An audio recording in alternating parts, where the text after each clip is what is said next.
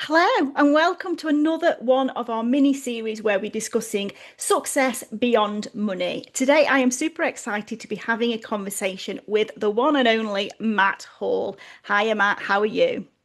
Well, I'm a little bit under the weather, but I'm excited to be here because I love the concept of this show. I love what we're going to be talking about. I think it's an important conversation because I think it's something, my podcast Success School has been, we're on like nearly 280 episodes now, and Wow. it's all been around what does success really mean? So I just feel like there's so much alignment between kind of the conversations you wanted to have on this show and what I think about and what I think is important. So I'm here. I'm a little bit under the weather, but I'm plowing through. Amazing. Well, not amazing that you're under the weather, of Yeah. course. Amazing that you're here and you're fired up. Yes. Um, Yeah.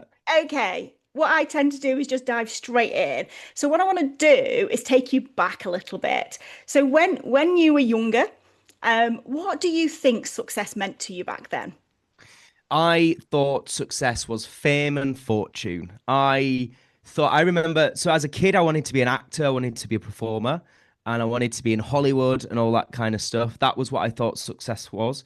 When I started my first business at 19, it was a business that it was just an opportunity that I had. And I thought, oh, I can make a business out of this. Let's just go with it. It wasn't like a well thought out plan. But I do remember thinking, by the time I get to 30, I want to be married, two children, and be a millionaire. I remember that's what I thought success was. It was a very naive 19-year-old ambitious version of what he thought success was. It's not the same today. Spoiler alert, just to let you know. Spoiler alert, he spoilt But it for that's us what I thought. already. He spoilt it Yeah. for us already. And you know what? I think that's quite a common theme, isn't it? Yeah. When we're young, we have this belief that success is normally something that is things and stuff. And they're Yeah. two of my favourite words, things and stuff. Only because I can't think of fancier words for them. That's the honest truth Perfect. behind Yeah. it. It So we is. It's get things things and and stuff. stuff. Yeah. It Yeah. absolutely is, isn't it? So move us on in the journey a little bit. You're this 19-year-old with this massive ambition to go on and be famous. What happens? First and foremost, I realized that the performing arts industry wasn't the wisest choice for me. I realized it didn't matter how talented you are, how hard you work, you still, for so many people, will never have control over your income from that industry. So around about 17, when a lot of people were going off to drama school and things like that, I had been already working as a paid actor. I'd done television. I joined a tribute band, which meant I was getting paid hundreds of pounds every weekend to perform. And I was just like, I was seeing people do the whole drama school thing, and like the dream was to get into the West End and then have to have a second job to have enough money to live in London to be on the West End. And I was just like, wow, there's so few people that are actually financially in a good place and doing the performing thing. And I was like, I can utilize the same talents, skill sets, passion, abilities. And if I put it into like more entrepreneurship, I was just like, I can see how you can build something that you have a lot more control over.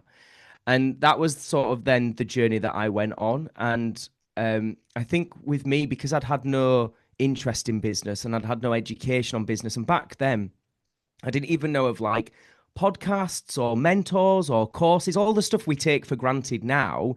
And for a lot of us, we feel like everyone's a mentor and everyone's got a podcast, and it's just not true. But back then, at 19, I didn't know of any of that stuff. So a lot of my lessons in business were based from trying stuff and getting it very wrong and then having to adjust and tweak and so on. But I basically got to the point I was around about 27 years old, and all the metrics for success I'd been chasing, it turned out that they weren't working for me. So I was in a relationship with a woman for nearly 7 years, and we ended up having a really bad breakup. And it was a really hard time for me. I really struggled with that because she was the woman I thought I'd get married to and have children with. Um, the business was just keeping me working 7 days a week. I was traveling a lot for that business. I was getting up early, working late, working weekends. It was just exhausting. And actually, after I'd paid a lot of my team, quite often I didn't have enough money to pay me, like, let alone be making loads of money and be in profit. So I kind of got to like, I'm approaching 30, and this dream I'd had of, be 30, millionaire, married, children. I couldn't have been further away from it. And what was worse is I'd not done what I perceived everyone else to be doing, which is go to uni, have lots of fun, have lots of partying. I was on weekends when everyone else was partying. I was working. I was quote unquote building. And I'd not got the results. So now I kind of call it like my early midlife crisis in my 20s, which is, oh shit, like the stuff I'd been chasing to bring me success hasn't. And I've sacrificed all this other stuff that people have loved, and I've not got to experience that. So yeah, I was about 27. I just had this little bit of, I guess you would call it a breakdown. I was in a really low place mentally and emotionally. I didn't want to go into my office. I would often go, I was going out most nights getting drunk because I went from being that 19, 20, 21 year old that didn't party, that didn't drink, to then thinking, oh, I need to catch up on what I've missed out on. Yeah, And I living your was now life then. single. Yeah, and so it was around, yeah, around 27. I just had this complete, like, I guess one extreme to the other, which was all in on my business, to suddenly wanting nothing to do with business and just completely lost and not knowing who I am, what success really is, what I should be doing. And I was never like, I think the worst it got is I remember thinking, I don't care if I wake up tomorrow. Yeah. It was never like, I never considered like taking my life or anything like that. But I remember not being bothered. I remember thinking, I want this pain to stop. I was hurting so much from the breakup and all that kind of stuff. Um, so that then led me eventually coming through the other side, which was truly learning about self-development. And that's when I really then leaned into the online space, business mentors, self-development coaches, and that kind of stuff. And that was the beginning of turning it around, really. Yeah, which is a story a lot of us can tell, isn't it? And I was listening to you there and you were saying, I can't remember exactly what age you said you were, 27, did you say? And, you didn't know, it might have been younger. You'd never heard of things like podcasts and mentors and all that Yeah. thing. Do you know what? I was 47 or 46, 47. I'd built a seven-figure business and that stuff was all completely unknown to me.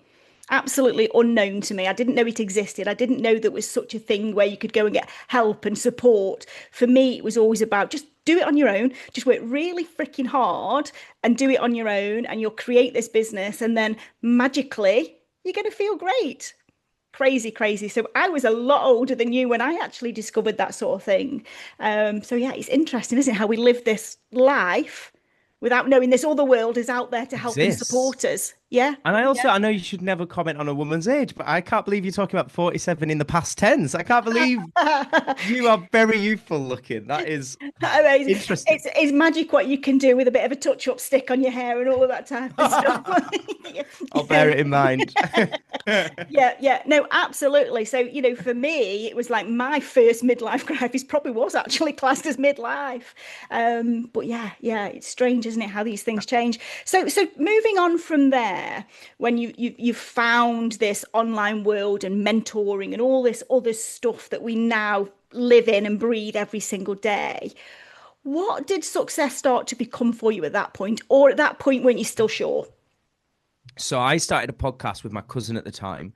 It was back in 2018 we started making it, and then I think we released it in 2019 because my cousin and I were just working out in the gym together, having these deep and meaningful conversations and really questioning like what is life all about? What is success? And we just thought, wouldn't it be great if we could ask people every week and share those lessons? There was at that point there was no business concept. It was just I'd started listening to some podcasts in America that were really helping me. And we were just like, our conversations, if people could hear what we're saying, I think they'd be really thought provoking. And if we could bring some experts in to talk about things like mindset and how to make money and all these things, then that would be really valuable for anyone listening. So we started that back then. And that led me to getting a mentor who I now refer to today as like an Andrew Tate style like tribute act. And obviously that's like a nod of the head to my background with my other business, which was managing bands and tribute acts and so on. But the reason I call him that is he was that typical alpha bro marketer. It was all this kind of mindset of sleep when you're dead, Yeah. no days off, the real hustlers work on a Sunday, all that kind of stuff. Um, and I think conversations like this, it's important that we have nuanced conversations because it's very easy to make assumptions. But the reality is, there was an element of that kind of coach that I feel I needed at that time. Yeah. I've always responded well to that kind of bit more like, come on, don't make excuses, let's crack on. And that's, I've always found a mentor like that to be motivating, and it's been what has been useful for me.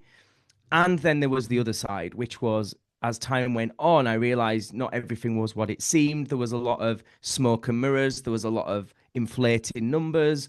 You know, he painted the picture to me as what success I thought at the time was, which was he was really charismatic, really energetic, really motivational, in great shape physically, you know, was fit, was strong. He had a beautiful wife, beautiful children, 8 bedroom manor house, supercars, and all that kind of stuff.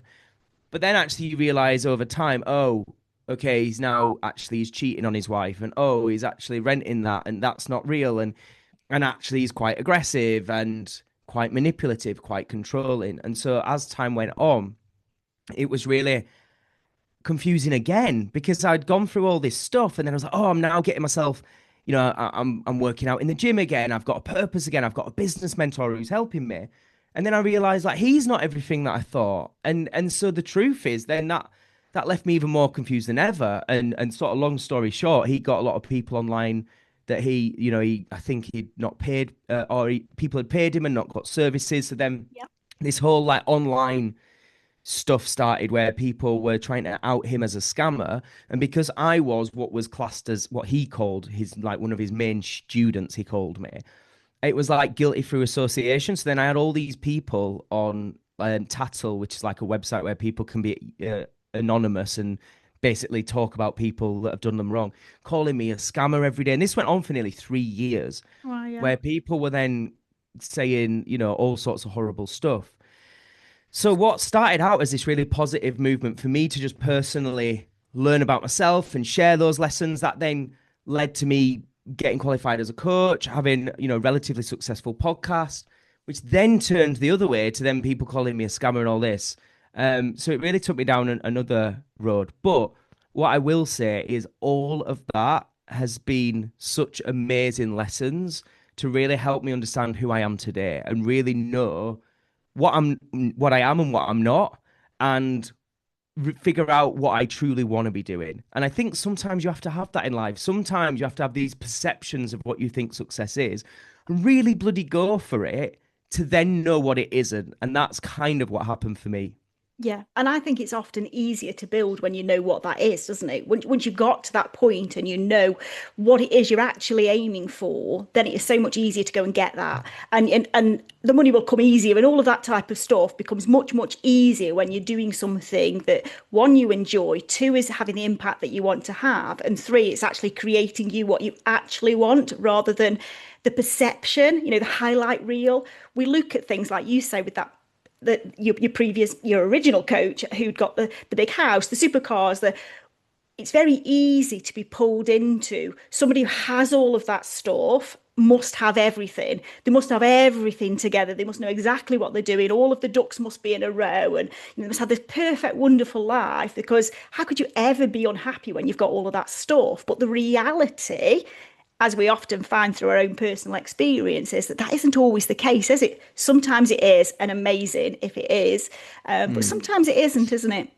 Yeah, and I think, as I reflect, I was 27, 28, and one thing you said there is experience. And it's one of the biggest things, A, for me, but B, that I encourage people to do is learn through experience, not just through reading a book or hearing somebody else speak about it on a podcast. I know for me, that is the biggest teacher out of everything. So there's two things that I think of in terms of experiences that I went through that were two of the biggest lessons for me. Number one was when I hit my first 10K month in my coaching business. I remember that's like the goal a lot of coaches aspire for, isn't it? Is Yeah. 10K months. And I remember hitting it and thinking at that particular moment, it was one of the most loneliest I'd ever felt. So it's kind of like interesting how we aim for that as being that'll be the day when it's like, woohoo, we've made it. And actually, I remember I was out getting some steps in, and I remember thinking, my true friends that I've known for years, I don't want to tell them that I've made this because I know they won't be impressed by it, or they might feel crap because they're not in a good financial place themselves. So it would feel like I'm boasting and gloating. It wouldn't feel nice. I know my mentor at the time, because of the way he was, the one we were just speaking about, the way he used to work is, right, wire me this money and I'll do you. He would just try and take more money off me every time I made more. So I didn't want to tell him. And I just remember, and I was, I didn't have a partner or anything at the time. I just remember thinking, this is a really lonely place to be, even though so many of us aspire to get here. And the second thing was, I actually did a bodybuilding competition in 2021. And growing up, I struggled a lot with my body image. And I remember thinking, if I had like that image of what you see on men's health magazines with the abs and the muscles and all that kind of thing, I was like, wow, I'll feel so confident that day. And I remember standing on that stage and I'd done very well. I'd trained very hard. And, at the time I did get a Brit finalist. So I was invited to the finals and what have you. But I remember standing on that stage feeling, I feel no different. I don't feel any more like I've arrived or anything. Just because physically I'd achieved something, it didn't mean internally I felt any more than I already did before that. And it was a huge lesson. But the point I really want to make is, for me personally, people tried to tell me that before. People would say money doesn't make you happy. People would say, it doesn't matter what size you are. If you're not happy internally, you'll never be happy on the external. But I had to go to those extremes. I had to achieve it for myself to truly believe that and truly understand it. And so for me, I don't think there's anything wrong in taking longer to achieve your goals, because you maybe go through a few failures along the way. But B, if you really want to achieve something and everyone else is telling you not to, if you want to, go for it. Because this is not anyone else's life, it's your life. And if you think it's going to make you happy, go for it. Because I'd rather you find out for yourself it doesn't than just have everybody else telling you it won't. Because, hey, it actually might have done. And you'll never know if you don't go give it a try. So I've got no regrets of any of those things that I did, but it was the best way to learn those lessons truthfully. Yeah, I absolutely love that. And I think that's completely right, isn't it? We learn from whether we call them mistakes or whatever we want to call them, but we learn from the things that we do in life. We get our experience from the things that we do in life. And I always say exactly the same. I've got no regrets for how my previous business made me, or anything that's happened in life. I can't regret it. There's things I can wish hadn't happened, of course, but we can't regret it, because actually that's made me, the same as it's made you, the person that we are today, and enables us to do things differently and better, because we're doing it with the knowledge and experience that burnt us, that bit us, that made us feel pretty crappy. So yeah, I absolutely love that. I think that's a great perspective, and something I think people need to hear, isn't it? And I think this is one of the problems with success, isn't it? Nobody really, I say nobody, I think more people are having it now, but these conversations are not had often enough, are they? It's almost like, people want to pretend that everything is perfect in life and business. And building a business is tough. There's no pretending that it's not tough. You're going to have to work hard. You're going to have to do all of these things, but it can be fantastic and amazing alongside that. But often people mask that, don't they? And they just, I love that when we came onto this call before we came live. How are you, Matt? Well, I'm pretty crappy, really, but I'm okay. But not many people do that, do they? They just say, I'm great. I'm absolutely fine. Everything's wonderful. Yeah, and I've been teaching people and helping people build personal brands for about nearly 7 years now. It's been a big part of what I've been building and what I've spoken about. And I've always said that you've got to show up as a real person. And I think a lot of that, again, came from realizing my mentor at the time wasn't. And I was just like, I'm never going to put on this act of being something I'm not. But the bottom line is, when it comes to building a community online or building a following, building a business with customers that want to buy, they're not going to buy from you if they don't believe in you. And we don't believe in things if it sounds too good to be true. We are naturally going to be more skeptical and things like that. I think there's a balance to be struck. Like, if you're constantly coming on to social media and building a brand and saying, oh, I feel rubbish or whatever, it becomes like you're just trauma dumping on your audience and using them as a counsel. I don't think that's wise. However, I think people really respect, especially when you're in those earlier years of building your own business and you see someone else out there saying, hey, I see you. I know how tough it is. I'm actually going through a day like that myself. I think people really warm to you and they go, oh man, and it makes them feel seen. I Yeah. think what happened with like the types of mentors I was around before is you would just think they were superhuman, and because you're not like them, you'll never be successful. And it's just absolute crap. It's absolute rubbish. Anybody that I've ever spoken to who's genuinely successful has had to work hard, has questioned, has wanted to quit, has gone through all those emotions. And I think it's really, really important we talk about that so we don't give a false perspective to people. And ultimately, we don't stop people then thinking they can never do it, because you can. It just takes a while and it's tough. And some days you got to show up when you don't want to show up, but it is still possible. But you're just gonna build not only necessarily a bigger audience, but a more genuine, real audience and a better relationship with your audience, I think, by sharing that other side. Yeah, no, I completely agree. So let's fast forward a little bit to a little bit more like the now time. Now, would you say that you have a completely different perspective on success? Yeah. Um, I still think for most of us, money is going to make us happier generally, because it's really cliche, but it just gives us more choices. So Absolutely. for me, I'm not going to now be like, oh, money doesn't make you happy or you shouldn't go for it. I think you should. And I don't think everybody wants to, and that's okay too. But for me, I obviously, as I say, with my podcast, I've heard so many people talk about their definition of success. It's the final question I always ask. And it's given me a lot of thought on my definition. And it's been the same now for a few years. I've always said I'm open to keep evolving and growing and changing, but it actually hasn't changed for years. And for me, it's two words. One is peace, and the second one is fulfillment. So peace means internally, I have spent years constantly beating myself up or constantly putting myself under pressure or constantly not thinking I'm good enough or successful enough or whatever, constantly thinking my body image isn't good enough.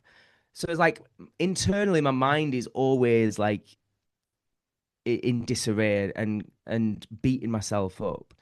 And actually learning to just truly be at peace with who you are, where you are on your journey, have gratitude for what you have, and genuinely be happy in your own skin. That for me is success.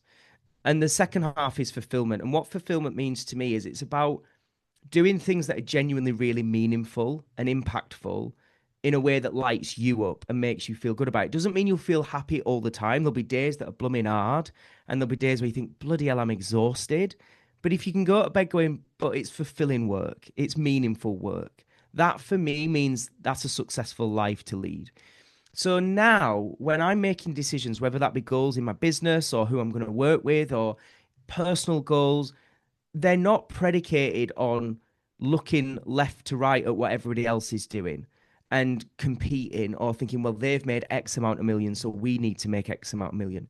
For me, my decisions all come from peace and fulfillment. So if I'm going to go for a financial goal, what's that journey look like? Is it a fulfilling journey? Is it a meaningful journey? And can I pursue, can in that pursuit, sorry, can I feel at peace internally, or is it all going to be disarray and conflict? And that is just a really nice guide for me now. And it means you just lose all the external pressure, because I'm now really proud to say I'm at a place in my life like I've never been before, where I genuinely don't feel I have to prove anything to anyone. I really care about my work, I care about my clients, I care about my audience, and I care about delivering to them. But that's very different. And I'm really proud as well to, and I guess grateful to have had some friends that are making way more money than me, that are making millions, that have also been like, wow, this is, this next stage looks like this. Because it's enabled me, and again, why conversations like this are important, it's enabled me to not go for goals that I think are going to bring me happiness, by being able to see, I can just see it for what it is, how it's that kind of trap of you get to one result and then you think, oh, but now maybe I need to do that, or maybe I need to do that. And they're no longer chasing it from a place of, because this is fulfilling, they're chasing it maybe from a place of, well, I'll only feel good enough when I arrive there because that's what that person's doing, or I'm no longer relevant unless I'm competing with that person. And I just truthfully do not see goals like that anymore in any way, shape, or form. For me, it's about what's going to make me feel good at peace and fulfilled. Absolutely love that. And I think that's an important message, isn't it? It's not what it looks like, it's what it feels like. And Right. that's what I hear within what you've just said there. It's got to feel right for you, the same as it has to feel right for your clients to come and invest in you and do all of that type of stuff. I absolutely love that. So let's close this down with a moving forward, um, beyond today. As you move into the future, obviously, you've just told us that it's got to come from a place of peace and fulfillment. But would you consider yourself where you want to be in terms of success? I don't mean financially at all. That's a totally different thing, how I'm looking at this here. And we're all out to earn more money and do that sort of thing. But would you say you're where you see yourself moving into the future in terms of having a real handle on success for yourself? You've sort of answered this, but Yeah, 100%. I feel so flipping blessed and lucky and grateful more than I ever have. And I have done for about 12 months now. Like, it's been a really good, don't get me wrong, it's been hard and it's been a lot of work at times, but genuinely feel great. And the future for me now is because I'm constantly learning, I'm evaluating, I'm looking at what's working, why, what's not, why, how can we improve what we're doing. The future for me is about simplicity. So there's a phrase that I say all the time in business, which is simplicity scales, complexity fails. And there's another phrase that I say, which is do less, but do less better. I think quite often with the entrepreneurial mind, we get really busy with all these great ideas and we know we could do them all really, really well. But what happens is we end up doing loads of things good or average instead of one or two things outstanding. So for me, it's about simplicity. It's about just because I can do stuff doesn't mean I should. And we've got, at the time of recording, we are just short of 5 weeks from our biggest event ever, Business Mastery Live in Leeds, which has been an enormous undertaking. It's gonna be incredible. It's our first, it's our sixth event, but it's the first one that's 2 days. Prior to that, it's always been like a 1 day event. yeah. And it's also like some of our biggest speakers. We've got people like Daniel Priestley's that's going to be there, Scott Thomas, Lisa Johnson, some really great, amazing speakers. And it's a bigger venue. It's going to be just over 400 people there. Now, as you can imagine, and any event organizers will understand, that is a lot of work. And I'm so excited for the 2 days where the rewards will come and we'll get to see hundreds of people just having the most incredible experience. And at the same time, I'm not going to do any more events after that. That will be our final one. And again, if I was being led by ego or comparison or expectation, I might be like, we've got to go bigger and better and we've got to keep growing. And no, I don't actually. I'm going to put my heart and soul into this being the best event of the year. And then after that, I'm not going to do events anymore. And that's okay. Because the time, the energy, the risk, the finances that it takes for that event, we could put that into things where there's much easier ways to make income and impact that are much easier and much more peaceful and feel more aligned with where I'm at right now. It's not to say in a few years' time we might do events again, we might. But right now, I'm just really self aware to go, I don't want to do another right now. There's other things we can do. So for me, beyond in 5 weeks' time when this event's going to happen, my aim is to have the best event ever. And then our main focus is on growing our community success school, which is a low ticket, low barrier to entry membership. At the moment, we've got nearly 350 paying people in that community. It's one of the most beautiful, incredible places, just full of like our motto for years has always been we want to attract people who are good people that are doing great, cool stuff and achieving great stuff, but they're not arseholes, like they're good people. And we've actually got that. Like, and it's lovely. And we've got such a range of people in there, from people who just starting out in business to people who are doing multi-millions and everything in between. And such a diverse range of industries. You've got like financial experts, AI experts, tech experts, marketing experts. So as a community, there's so much in there, irrespective of what I have to say or guest experts that we bring in, just from the community, it's so valuable. And I just see the potential with that. So for me, it's going to be simplicity scales. It's going to be going all in on that membership, making it the best blooming community out there. And then we'll see beyond that. We shall see if we bring events back. But yeah, that's what we're looking at the moment. Amazing. And that goes right back to that. Just because you can, it doesn't mean you should phrase, doesn't it? That, You could put yeah. on another event, but it doesn't mean that it's the right thing for you to do or for your business to do. So I absolutely love that. And simplicity is right at the core of everything that I do too. So that is music to my ears, absolute music to my ears. Okay. Thank you so much for joining me. I've absolutely loved this conversation. I'm going to share in the show notes all of Matt's links so you can go and follow him, go and have a look at the event, go and have a look at his community. What he is building is phenomenal. So thank you, Matt. Thank you so much, Emma. My pleasure. And I will see you all next time.